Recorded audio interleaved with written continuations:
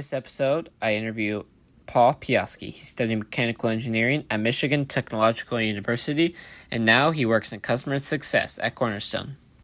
Hello, my name is Connor Dixon. I'm here with Paul Piechowski, a mechanical engineer turned Okay. customer success at Cornerstone that went to Michigan Technological University. What inspired you to become a mechanical engineer, Paul? Yeah, Connor, good question. When I was young, probably 6, 7 years old, I remember walking through town where I grew up. It was a small town, just a few hundred people. And there was one like gas station, a guy that fixed all the cars in town. I used to hang out there a lot, and I remember looking into his shop and just kind of seeing everything he did. It was so cool to me. So I just wanted to be like that. I wanted to be able to fix stuff for people and help people out. And it wasn't until a little bit later where I realized I just wanted to help people more than make the money. It was more like he charged a lot of money for things, and so I felt like people often had to pay too much for stuff, and so I kind of got it in my blood to not only fix things but just want to help people. And what inspired you to be changed from a mechanical engineer to now a customer success at Cornerstone? Yeah, it was interesting. I went to one of Cornerstone's conferences, and I just liked a lot of things that they were saying, but you know, Cornerstone's a big skills-based company, workforce agility, and what we're trying to do is is help organizations like find the skills that people have and be able to better apply those skills to the work that they do. And I think you go through college, which I'm sure we'll talk about. You learn a lot of different knowledge and skills, but sometimes it's uh, it's good when you find something in your life that really speaks to you and the skills that you have. And that's what I felt Cornerstone did. Engineering was kind of a good stepping stone for me to use what I can do analytically and in fixing things and breaking things down and talking to people how they work. With Cornerstone, I can help translate some of that in a business sense to what other people do. hmm And what was your college experiences like going to a college like Michigan Technological University? Yeah, it's good. It's another great question. It's kind of funny because it kind of came out of a bad thing. My parents got divorced when I was 14, and the biggest thing I wanted to do was just get away from home. But I was fortunate because I had some relatives that took me up to Michigan Tech. I got up there. There was, I think, the first year, 250 inches of snow. And, to be quite honest, the reason I went there is because I love snow. I love snowmobiling. I love being outdoors. And it gave me a chance to be around like-minded people. I it's kind of weird saying that because you think, well, you picked the college based on the fit. Environmentally, it was a good fit for me, and it was almost secondarily that I reaped all the benefits of the college itself, like the actual hmm classes and everything. So I knew it was a good school, both obviously by their program and how much they charged and their reputation and accreditation. But for me, quite honestly, a big thing was the environment. I just wanted to be in an environment that fit me well, and I wasn't a big city guy. So being up in Upper Michigan, it's still a very slow pace of life, and so that was a good fit for me. And what is some advice that you'd give to high schoolers or people in college to help them on their college journey in engineering and um, keep their keep their dreams going? Sure. I think, if the people listening to this were anything like me, I didn't necessarily know what I wanted to do in high school. We're all programmed a little bit to be envious, maybe jealous, solve problems, etc. That's what we're taught to do with the education the way it is on this planet. So there's nothing necessarily wrong with that. It's just my advice would be just to realize that if you're that type of person, like what I am, your brain runs all the time. You are the type of person that is a thinker. You're a problem solver. You're trying to like solve complex things. You're attracted to difficult things, at least I am. If that's you, You have to sort of have an awareness of that because that does take a lot of resource from your body. And, I'm a firm believer in a healthy lifestyle. I'm a runner. I try to eat well. I do want to live and do a lot of good for the world, but you also have to not just like put your engine on red line all the time. And I think sometimes in the engineering fields, it can be very tempting to just want more, more, more. Go do this, go do that. Um, Try to find the most difficult thing. Try to find something that fits you, that you feel comfortable doing, that you feel inside you that this is what I was meant to do. But then make sure that you strike a good balance between what you do for the work and what you do for yourself. To Hmm. me, you got to understand the difference between thoughts and thinking. Thoughts are the things that come to you in your moments of creativity. They're very light, they're very effortless, they're things that energize you. And if we do this with this bridge, this could be really cool. Pursue those kinds of things. Just be careful with the things that are heavy, the things Hmm. that are like, I'm not sure how to solve this, and you stay up night after night after night, grinding away, trying to solve these things. Um, that's not always a good sign. So Hmm. I would say going into it, know that difference and learn how to listen to yourself so that you can actually spend your time doing creative things and things that you can do well. Uh-huh. And you said earlier that you chose your college based on the environment. Yeah. What should other high schoolers should help them decide what college for engineering? Is there certain requirements for engineering, or do you think it should just be the feel and the environment and the location of colleges? Well, I mean, there's two parts to it for me.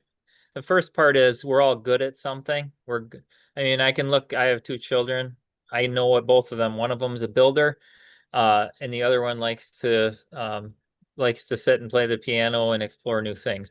Like you know what you are and you know what you do. You know what you like to do, you know what you don't like to do. I It's not to say you won't have to do hard things in your life, but sometimes you have to find work that you're actually good at doing. So once you sort of are honest with yourself and you know what it is you do and you do well, if that's accounting, then do accounting. If you like numbers, if it's taking things apart and putting them back together, then maybe engineering is the thing for you. But I would just say be honest with yourself. Know first of all what you're good at versus what it is you think you want to do. And then separately, try to surround yourself with like-minded people. Um, there's nothing wrong with being around people that are maybe smarter or have more knowledge. They're going to help bring you up. But you don't want to like try to put yourself in an environment where you don't get along with these people or you don't feel comfortable. Or you don't want to, you're struggling to do whatever because that's not going to help you at all.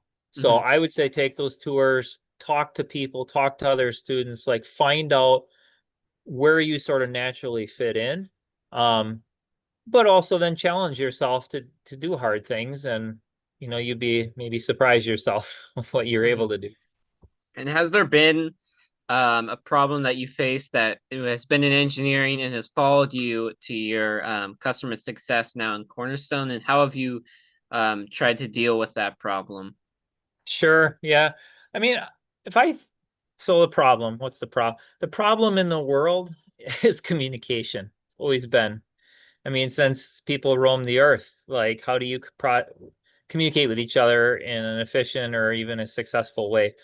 You think 2025 people would have it all figured out? They don't. There's things to say, there's different ways to say them, and I think whether I was in engineering, in software development, in customer success, communication is always the biggest thing. So, not trying to steer anyone from engineering to communication studies, but I would say this, like it is very, very important to realize that what you say and how you say it will will affect your level of success in any conversation, in any sort of bid, in any sort of project, in any sort of situation. So make that one of the pillars of the foundations of like how you're going to go about your life. Because, and I'm not saying you have to learn a different language. I mean, English is hard enough, but try to focus on the little things like using positive words, trying to understand how to apologize to people, understand like how to, um, you know, hold honest conversations. All of those things are going to help you regardless of what field you go into. It's just with engineering, there's so many technical details that Hmm. you have to be able to merge that ability to communicate with all of the technical stuff. And so like I say, not you, Connor, but the person listening to this, you will be a translator. You will be translating A to B so that somebody can fully understand what it is you're trying to explain. And so I think everybody is a translator in some way. So, especially for engineering. And I know you're not an engineer anymore, but how do you think your job is going to change with advancements in artificial intelligence and advancements in communication methods and Sure. software in Cornerstone?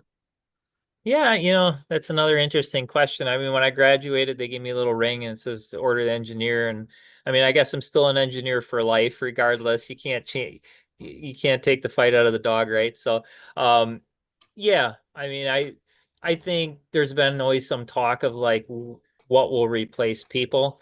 The older I get, I'm in my mid 40s, but I don't believe you'll ever really replace people. There's AI is super cool. It can do some cool things.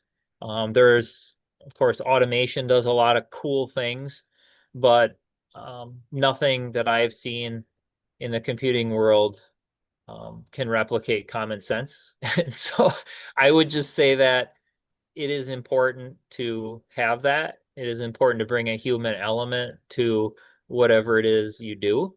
And, um, I think regardless of whether it's engineering, customer success, or any other field, the human element adds so much value to engagements, to oversight, to insight, whatever it may be. So it's important to have that. If you're listening and you go to engineering school and you learn all the statics, the mechanics, the dynamics, the vibration, all this stuff, that's great. That's all knowledge, but you still have to apply the human element to say, does this make sense? Is this good for the population? Number one, do no harm, right? So just because the book says it could be done doesn't mean it should be done. So that's I think that's something that the human side adds a lot of value. Hmm. And if you weren't an engineer or working in customer success, what do you think you'd be doing with just extra time that you had, or as in a career that you would follow instead of those two careers?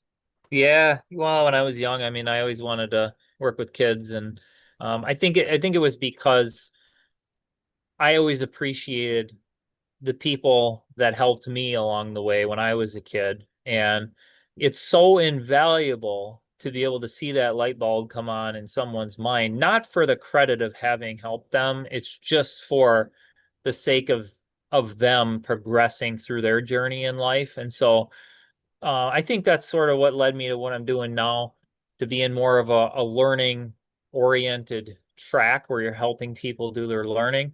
I think I would probably orient it more towards the younger folks because they're like sponges. They're trying to learn things, and in this world today, you have just as much opportunity to learn things that are dangerous and won't help you or will harm other people as you do things that can really help people. So it's trying to give those kids a good foundation, try to show them what's out there.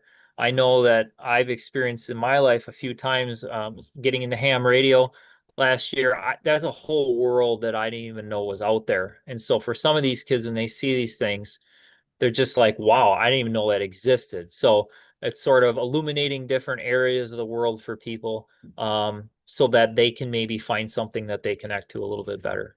Hmm. All right. Thank you, everyone, for watching. Thank you, Paul, for being here. That'll be You're all for welcome. this episode. If you like this episode of An Engineer's Journey, don't forget to like and subscribe.